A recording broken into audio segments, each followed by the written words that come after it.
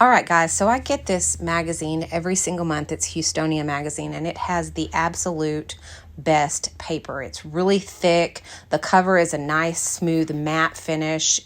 And every month I throw it away when I'm done with it. And this month I was like, God, I hate throwing this away. The paper is so amazing. So I decided to try to recycle it and use it as an art journal. So that's what I'm doing here, and I thought that I would share it with you guys so you guys could try this at home with some of your magazines that have good paper. And you can use it throughout the year to journal your stuff. So I gessoed the whole front cover of the magazine to start so that I could go ahead and create a cover for the journal. And so after it was dry, I took my Villainous Poison Distress Oxide inks and I rubbed them into the cover. I did this in the rule of thirds. I did 3 little sections, and I did it darker from the outside to the inside so that it looks like it kind of fades into the paper. Turned out really, really pretty. I do it again with the blue in just a little while. But once I had done the purple, I decided to pull this washi tape out, and it's just a counting washi tape, so it's just got numbers on it. And I put some vertical and I put some horizontally on the page. I did 3 little sections, just like I did with the purple. I'm just filling in some of the blank sections and putting that on there because I wanted it to kind of fade into the paper as well. So the more stuff that I put around it, it's going to kind of make those numbers look like they kind of fade into the paper. So then next I use the, I think it's Peacock Feather. I'm pretty sure it was Peacock Feather color of Distress ink.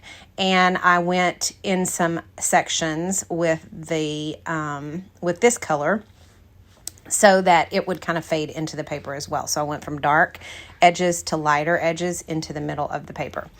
Then I pulled out my palette knife and some purple paint, and I started just kind of gathering my paint in sections and spreading it across some of the blank sections and also around the washi tape to kind of help that to blend into the paper. So I just used my palette knife to just lightly spread it. There was no rhyme or reason to it. I just kind of wanted it to kind of be splotchy throughout the whole page, just to kind of fill in some of those white sections.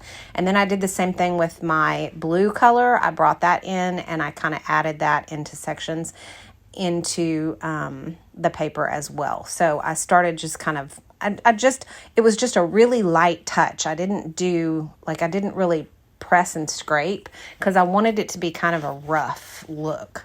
So that's what I did. And then I took my Villainous Poison Distress Oxide spray and I sprayed some sections on the paper.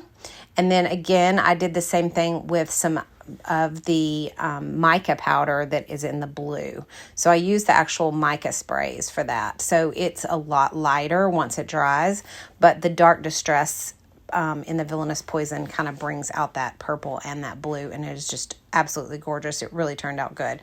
So then I decided to go ahead and do some more washi tape. So I took this is just a white tape that I got. It's actually came in one of my Illustrated Faith kits, and it's just got some black little markings and lines on it. So I just ripped that up into small pieces and just put it throughout the sections that I felt like needed to be kind of filled in. And then I found this purple and blue, which went perfectly with the colors that I was using. So I went ahead and pulled in some purple and blue washi tape as well so that it would kind of bring out those colors. So it kind of just brought the whole page together. And my Distress Oxides weren't quite dry, so I just blotted them off. They made these cute little spots in between, or in the middles of each of the spray sections, so it looked really, really good. So anyway, it got pretty busy, but I was going to put this girl I downloaded from his palette off of Etsy, and she's one of the worship girls, and so I wanted to see how she was going to fit in there before I put my stamping on. And then I just recently bought these stamps at Hobby Lobby. They're just some floral stamping prints, and I used some black soot around the edges, and I also filled in some of those white sections with a light layer of that black soot because I felt like it was just too bright. And then I did some splatter painting with the black soot, and I added some water to it and just splattered it on there. So it kind of filled in all that section, and it kind of took away some of that brightness, which I was wanting to do. So then I glued my little worship girl down and decided I would, instead of leaving her black and white, I wanted to go ahead and paint her. So I pulled out my Jane Davenport neutral palette, and also I can't remember what the other palette was that I used for her. I'll list it in the description below. But anyway, I had 2 different palettes that I used from Jane Davenport on the watercolors. And so I did her hair in the really pretty yellow and goldish mix. I didn't really worry about like going in and out of the lines. It didn't matter. She could be rough. It didn't have to be perfect.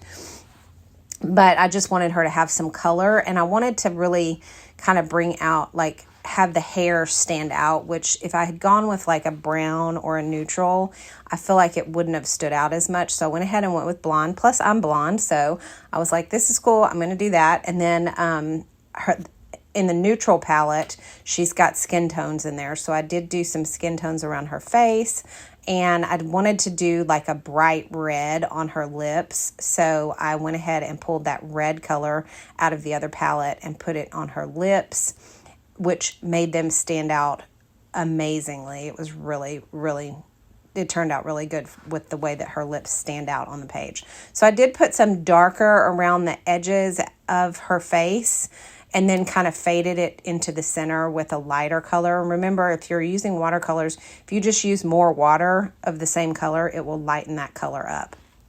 I had a little trouble with her lips here. I accidentally got some out of the line, and it looked weird. It looked like she had smeared lipstick, which, you know, I mean, that's how I feel like I live my life half the time anyway. But anyway, I tried to get that covered back up. So I did do a lot of blotting and a lot of repainting over this. And what I actually ended up doing later, which I didn't get on film, is actually putting a little section of white gesso on her cheek right there. And then I just re-watercolored it, and it turned out really good. For her cheeks, I used a little blush color on her cheeks, and then just patted it off before it was dry so that it didn't turn out too dark. And then I gave her some, obviously some darker highlights around her nose and stuff as well. So then, once I got her skin and everything done, I moved to her dress. And on her dress, I decided to go ahead, even though I was adding color that was standing out in her face and neck, I wanted her dress and the bow on her dress to kind of fade into the colors that I already used. So I pulled out my bold palette, and I actually used a purple and a blue so that it would match the background. So I just pulled in that purple and that blue, and I just filled it in. I didn't worry about doing a lot of shading. It kind of naturally shaded itself as I went in there with, you know, more or less water. And it wasn't intentional, it just kind of did that. And the same thing on her bow. I used the blue, and I put the darker around the top there, and it kind of faded down. So that's how she turned out. I love how she turned out. I think she looks really natural and pretty and inquisitive, and that's what I wanted for the cover of my journal for this year. So I really like the way she turned out, but I wanted to fade her into the paper so she didn't look like she was glued down so much. So I took some gesso and I just went around the edges. I didn't worry about getting it on her, on the image itself. I kind of went over the edges of the image and I put that on there, and it looked really nice, but it kind of looked, I don't know, it was too thin. It didn't have enough texture to it. So I went ahead and pulled out my Ranger texture paste and a palette knife, and I started putting the texture paste around her as well. And this really helped to blend her into the background so she didn't look so stuck down.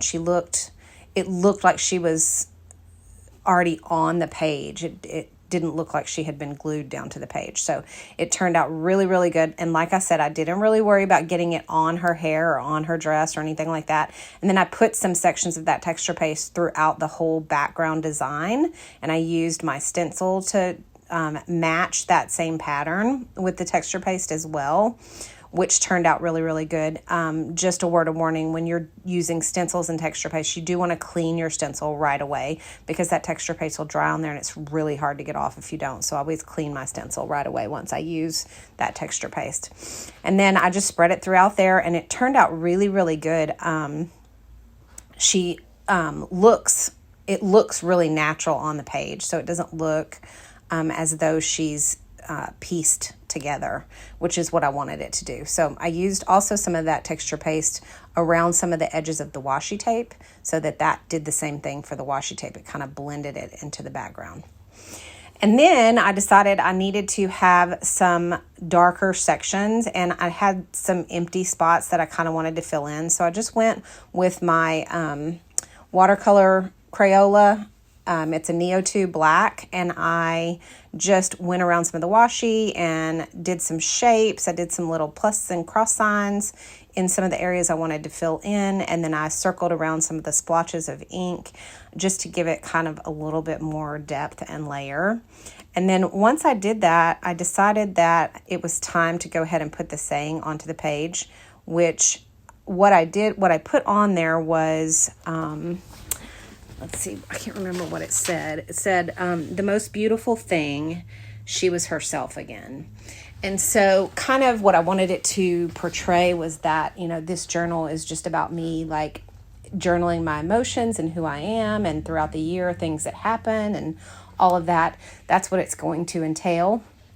So I thought that quote was really nice. So I went ahead and put that on there as well and finished that up. And so that is how the cover turned out. I hope that you like it, and I hope that it inspired you to try one of your own.